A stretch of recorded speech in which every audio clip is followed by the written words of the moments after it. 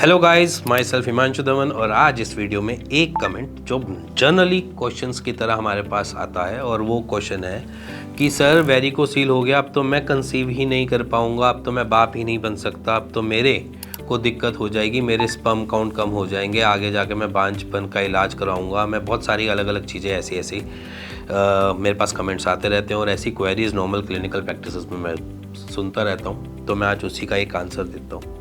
Varicocele ज़रूरी नहीं है कि आपके स्पर्म काउंट कम करें। हमने ऐसे बहुत सारे केसेस देखे हैं जहाँ पर वेरिकोसील होता है, बट ज़रूरी नहीं है कि उनके स्पर्म काउंट में दिक्कत आ रही है। किसी के 60 मिलियन 50 मिलियन, हाँ, ये उन स्टेजेस में होता है जहाँ पर हम देखते हैं कि वेरिकोसील का प्रभाव कम है। अब वेरिकोसील के प्रभाव का मतलब क्या है? देखो, अब पहले पूरे सिनेरियो को समझते हैं। वेरिकोसील होता क्या है?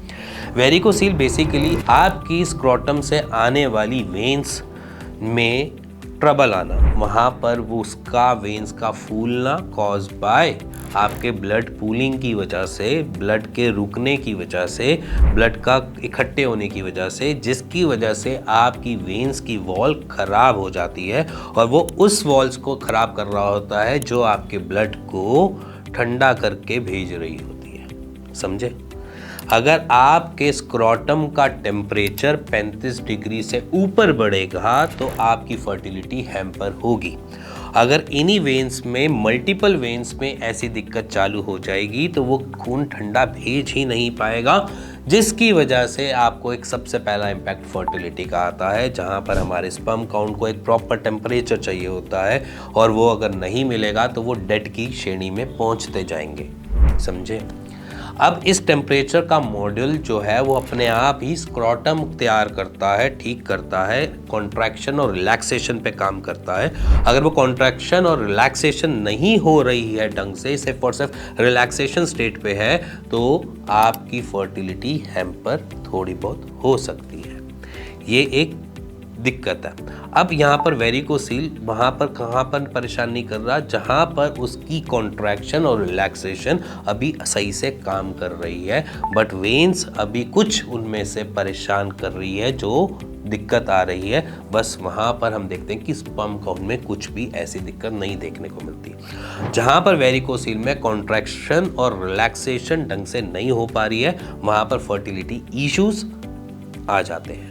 इसी के साथ साथ अगर आपके टेस्टिस को ऑक्सीडाइज्ड ब्लड नहीं मिलेगा या न्यूट्रिशन फुल वाला ब्लड नहीं मिलेगा, तो वो अपने आप को काम चोरी की कैटेगरी में रखेगा।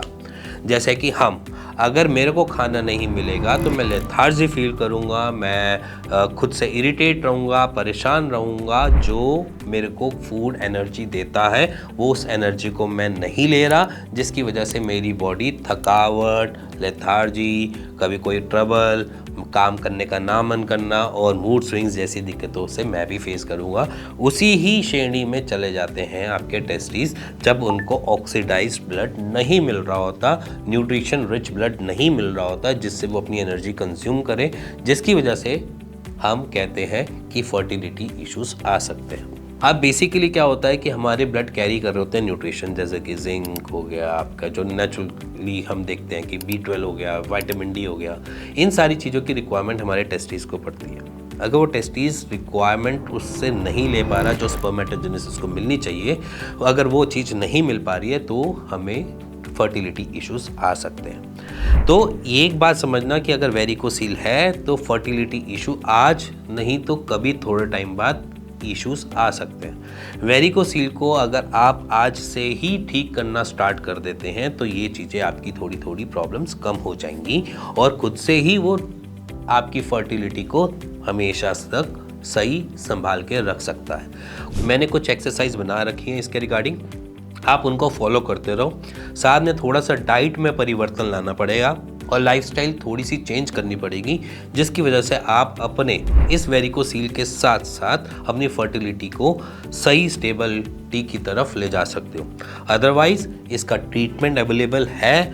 चाहे आप आयुर्वेद में चाहो, चाहे आप होम्योपैथ में चाहो। हाँ, और अगर आप एलोपैथी में जाते हो तो वहाँ पर सिर्फ एक सर्जरी ऑप्शन है। बट आपको उन ट्रीटमेंट के अलावा मैं अपने आयुर्वेद के कुछ ट्रीटमेंट दिखाना चाहता हूँ जहाँ पर पेशेंट को रिकवरी बहुत अच्छी मिली है, जहाँ पर वेरिकोसील की ग्रेडिंग कम हुई है और वेरिकोसील की ग्रेडिंग कम होने के साथ साथ उनकी फर्टिलिटी भी अच्छी मेंटेन रही है। तो पहले आप रिपोर्ट्स देखो।